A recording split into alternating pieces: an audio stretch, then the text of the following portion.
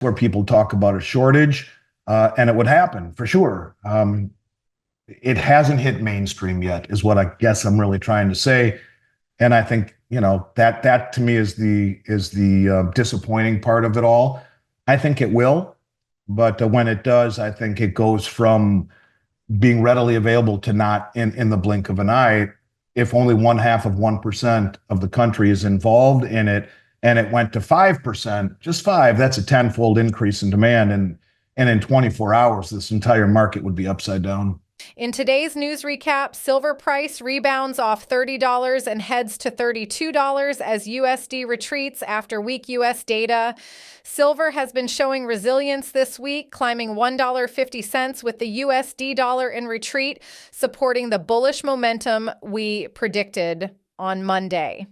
As the Federal Reserve prepares for its final rate hike of 2024, silver prices have dropped $5 from recent highs over the past 2 months. However, the metal has found strong support around the $30 level, with the 100 SMA on the daily chart acting as a key technical floor. Renewed buying interest in this zone has halted the sharp sell-off that ended late last week. Silver has shown signs of recovery this week with a hammer candlestick pattern, a classic bullish reversal signal emerging after the recent retreat. The upward momentum strengthened yesterday, fueled by weak U.S. economic data. The ISM Services Index revealed a sharper than expected contraction, reflecting cooling demand and employment in the services sector. Additionally, the ADP report highlighted slower job growth in both goods and services, signaling a softening labor market. The weakening economic data has eased concerns about aggressive monetary tightening, providing a boost to silver as a safe haven asset. With supportive technical indicators and shifting market sentiment, silver's outlook appears increasingly positive heading into the year's final stages.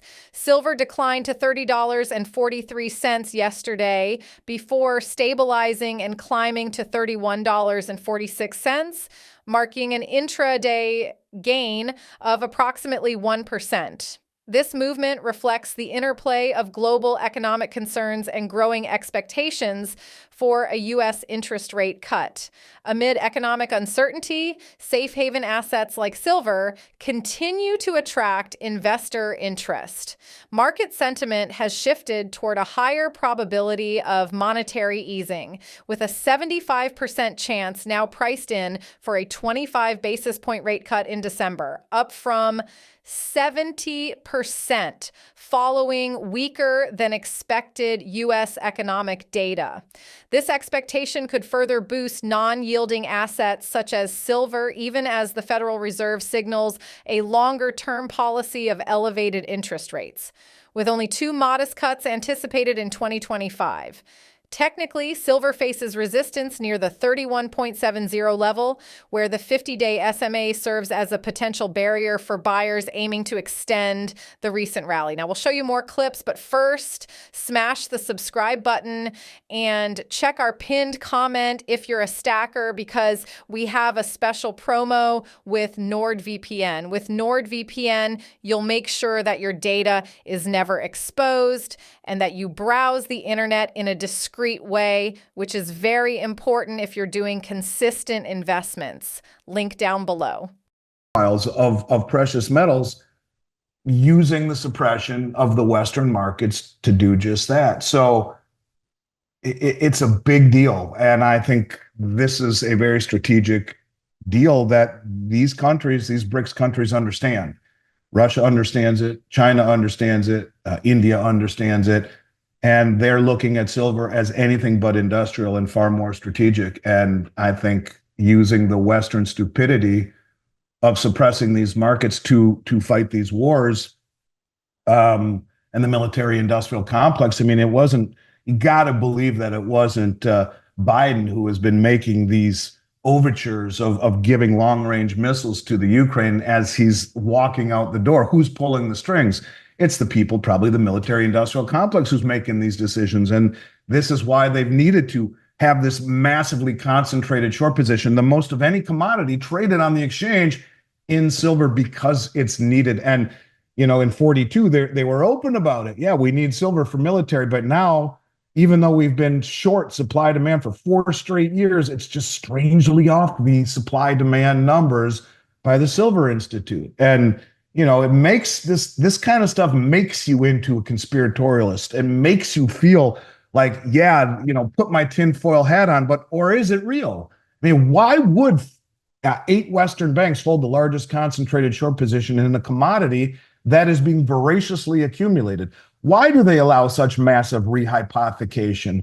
And why are they short between 4 and 6 billion ounces of silver on the LBMA at a period of time when there's a drive by much of the Southern Hemisphere to accumulate it? These are all the kind of questions I ask myself and come up with the same answer over and over and over again. The military industrial complex is very powerful, and they make money by keeping these wars going. They often are funding both sides, or they're involved all over the world in selling weapons. And most of what we've given the Ukraine in terms of aid has been in the form of weapons. And then, as Lindsey Graham says, we need to get our money back. So we're enriching the military industrial complex by providing the weapons. And then after we destroy the country, we come in and steal all of their natural resources. I mean, the whole thing is just gross. But if you put it all together, you can see it.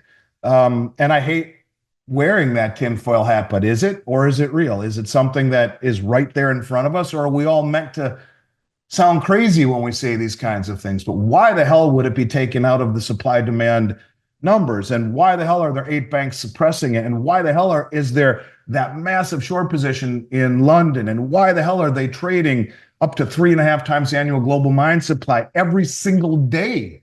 These are questions that I think, if you're honest with yourself, you come to the same conclusion that, silver is far more important than we are being led on. And in a game where the United States has been the place to park your money forever, it was easy to keep this illusion alive. But in an environment where that has changed, you can see why countries like Russia and India and China are doing the things that they're doing, why China's buying doré and concentrate all over the world, why India keeps buying it hand over fist, and now why Russia is saying, we're going to actually buy it for our state as well, because I think it's far more important than any of us are being led to believe, due to the counterintuitive price action that is being controlled by a handful of Western banks. And according to what, Bart Chilton, who was told to back down, was a political decision. It's being managed, but all manipulations and all managements end badly, and they end poorly when the supply-demand fundamentals override them. And ultimately, I think that's where we'll go with silver, because it isn't just an industrial metal. It's far more important to the world than that. And I think that will ultimately bear fruit. I don't know when, but we're already on borrowed time, if you ask me.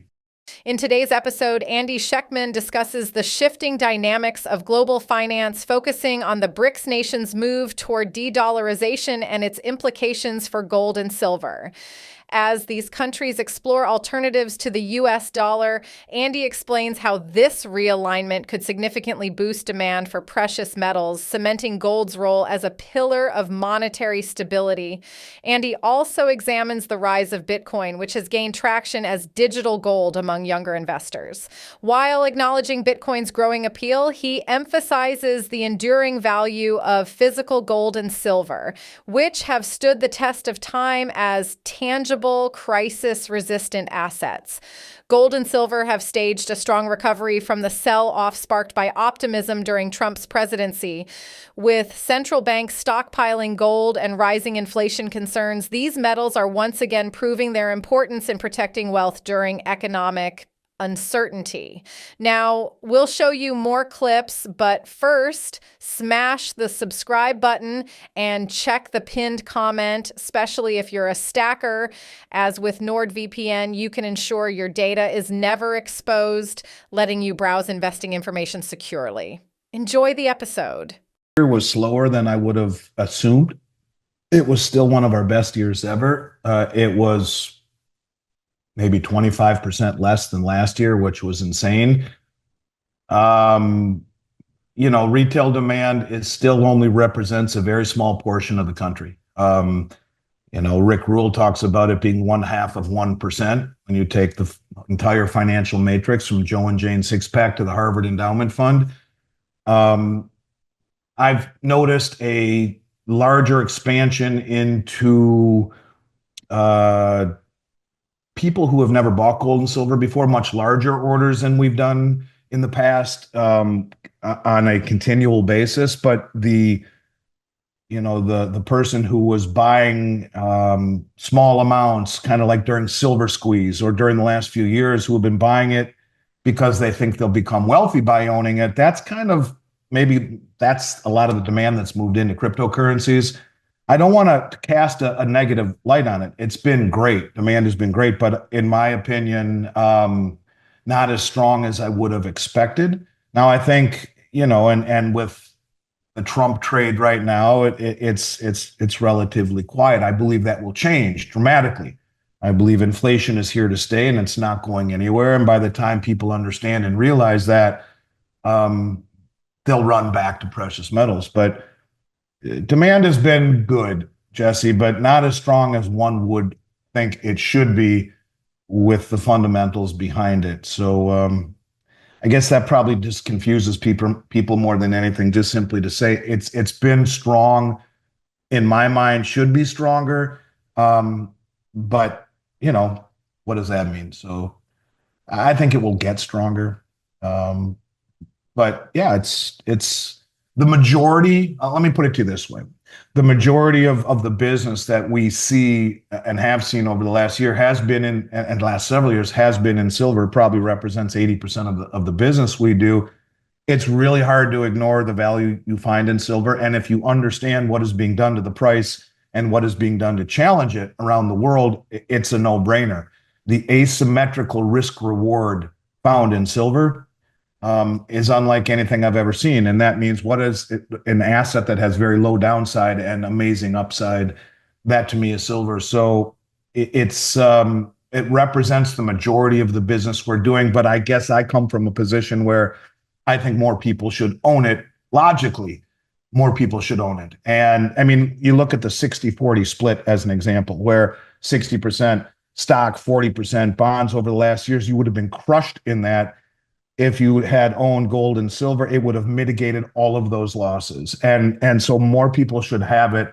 This is the whole theory behind the Ibbotson study, which is a group that was bought by Morningstar. They're a rating agency. They're a research company who basically said every single portfolio, when they did their analysis, that had a allocation to precious metals fared better than those that did not. And I guess I look at it from that standpoint, that it's still fringe where so few people actually own it. So maybe I didn't really answer that question right. Business is strong, but should be a lot stronger. It should be more recognized by the public, and maybe it's a banking crisis or something that awakens people and triggers them to look at precious metals. And I think that's when things get crazy, because there's just not enough supply out there to handle that type of rush. That's where people talk about a shortage. And it would happen for sure. It hasn't hit mainstream yet, is what I guess I'm really trying to say. And I think that to me is the disappointing part of it all. I think it will, but when it does, I think it goes from being readily available to not in the blink of an eye. If only 0.5% of the country is involved in it, and it went to 5%, just 5, that's a tenfold increase in demand. And in 24 hours, this entire market would be upside down. What are your thoughts on Andy Schectman's interview? Do you agree with his predictions? Do you think the BRICS nations could challenge the US dollar and disrupt the American economy? Could gold really blow up in 2025? Drop your honest opinions in the comments and let the stacker community know if you're investing in miners or prefer sticking with physical metals. Thanks for watching. Don't forget to check out this video over here. I'm sure you'll enjoy it. I'll see you on the other side.